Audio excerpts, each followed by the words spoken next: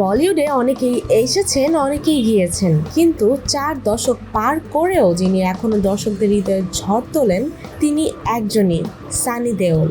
2023-এ গদর 2 এর মাধ্যমে তিনি যেভাবে বক্স অফিসে কাম ব্যাক করেছিলেন, এবারও ধরে রাখলেন সেই ধারাবাহিকতা। সদ্য মুক্তি পাওয়া জাট সিনেমায় অভাবনীয় সাফল্যের পর এবার ঘোষণা করলেন জাট 2 আসছে।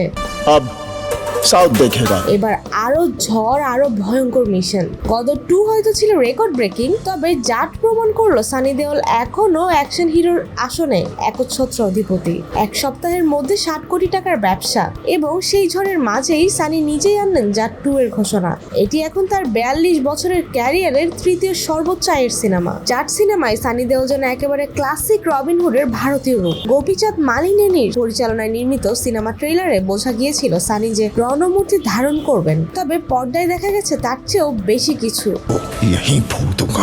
সানি দেওল নিজেই জাট 2 এর পোস্টার শেয়ার করে বললেন, জাট এবার নতুন মিশনে। পরিচালক হিসেবে থাকছেন আগের মতোই গোপীচাঁদ মালিনেনি। প্রযোজনায়ও কোনো পরিবর্তন নেই, তবে এখনো জানা যায়নি আগের সিনেমায় সবচেয়ে হাইপ তোলা খলনায়ক রণদীপ হুডা থাকবেন কিনা। অ্যাকশন, সংলাপ, থ্রিলারের মিশ্রণে জাট যেখানে থেমেছে সেখান থেকে শুরু হবে জাট 2 এর ধ্বংসের রোডম্যাপ। তবে জাট 2 কবে মুক্তি পাবে তা নিয়ে অফিসিয়ালি কিছু ঘোষণা না হলেও শোরগোল এখনই তুঙ্গে। দর্শকরা চায় আরো রক্ত গরম করা ডায়লগ, হাড়ভাঙা অ্যাকশন আর রবিনহুড সানির ধামাকা কামব্যাক।